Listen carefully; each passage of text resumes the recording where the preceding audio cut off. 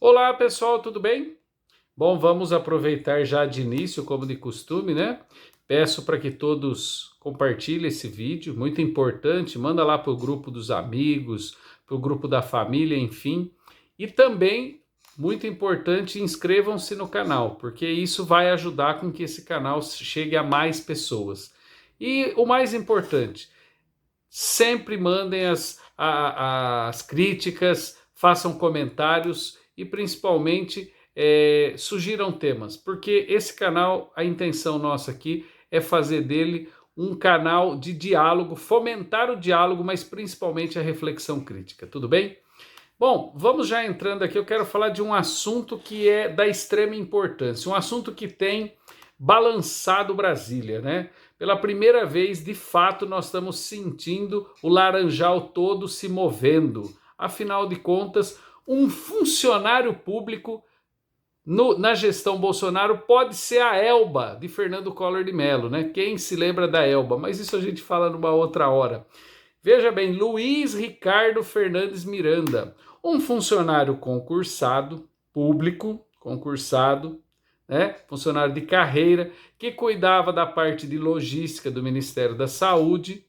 Ele soltou uma bomba essa semana, junto com o irmão dele, Luiz Miranda. Eu não vou entrar aqui no mérito, discutindo a questão se o Luiz Miranda já foi bolsonarista, agora diz que está querendo, ele é contra a corrupção. Como diria nosso amigo Leonel Brizola, mais atual do que nunca, né? A política ama a traição, mas odeia o traidor.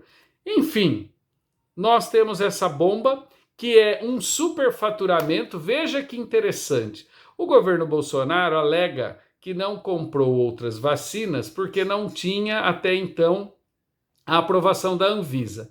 Entretanto, me parece, tudo que está indicando aí, os documentos, a denúncia, de que havia uma compra já, tanto que já foi feito o empenho, não foi feito o pagamento, mas foi feito o empenho, né, da compra dessa vacina indiana, que aí tem uma outra empresa que também tem uma série de questões aí, de escândalos para poder, minimamente suspeito, de uma empresa, me parece chamada Precisa, que está envolvida em outros contratos, em outras suspeitas, enfim. De qualquer modo, eu quero pegar esse caso para tratar de um assunto da maior importância. Inclusive hoje, o deputado Luiz Miranda, que foi eleito pelo DEM, o Partido Democrata, né? O Democratas, um partido de direita, e ele disse assim hoje, guardem essa fala: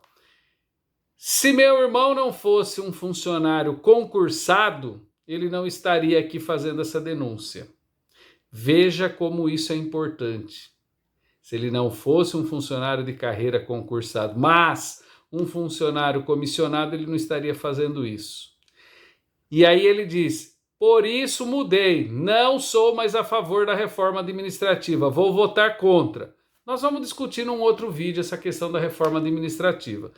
Mas eu quero pegar esse ponto. Eu tenho falado intransigentemente, muito, tenho defendido o funcionarismo público. Eu sou funcionário público há 21 anos. Funcionário de carreira, tal como, né, o nosso amigo lá, o Luiz Ricardo, meu xará, inclusive, o segundo nome dele é Ricardo, meu também. Enfim, o Luiz Ricardo, funcionário de carreira. O que acontece? O concurso público te dá estabilidade.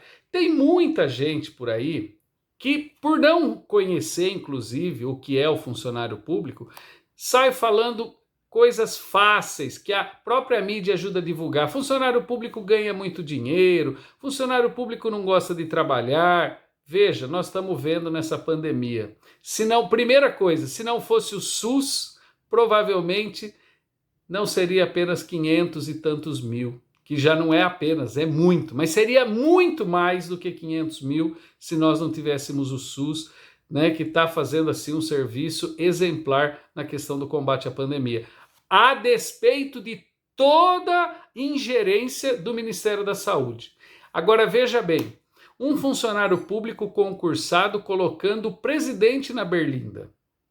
Talvez esse seja, dentre todos os escândalos, esse seja o escândalo, por isso eu fiz até a ironia dizendo que a Elba do Bolsonaro, né, é esse funcionário público. Então vocês vejam a importância do funcionário público concursado e estável. Porque se ele é um funcionário que tivesse sido indicado pelo Bolsonaro ou pelo ministro da Saúde, jamais nós estaríamos sabendo desse escândalo, né, desse escárnio, 1000% no preço do superfaturamento da vacina. Agora, eu volto a insistir. Primeiro, uma coisa importante, um dado, não esqueçam. A grande maioria, mais de 70% do funcionalismo público no Brasil, ganham de 1 a 3 salários mínimos apenas. Então não tem nada de marajá. Agora veja, para que serve a estabilidade do funcionário público?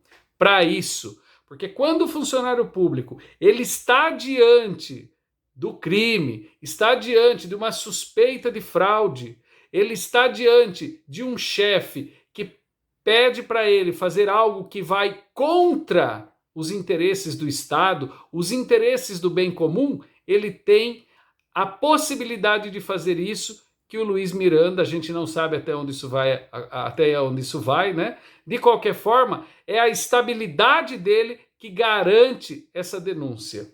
Então, eu espero que todos meus amigos pensem nisso, o porquê que o funcionário público tem que ter estabilidade. Ele precisa ter estabilidade justamente para que ele não fique na mão de nenhum governo. Ou seja, hoje é o Bolsonaro, amanhã será outro e depois outro. Mas o funcionário ele tem que estar lá, até porque o nome diz servidor público. Ele tem que estar lá para servir ao interesse público, à coisa pública. E isso é o que garante o concurso. Então, antes da gente falar sobre a questão da estabilidade, é por isso. O grande exemplo que o Luiz Ricardo traz para nós é esse. A estabilidade garante que os interesses do Estado fiquem em primeiro lugar.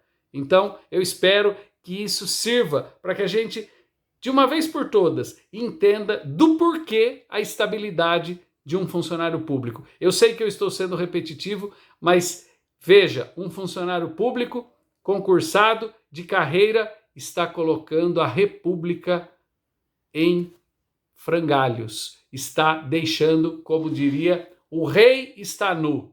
O governo Bolsonaro está nu. Graças à estabilidade do funcionário público. Tá bom, minha gente? É isso. Obrigado.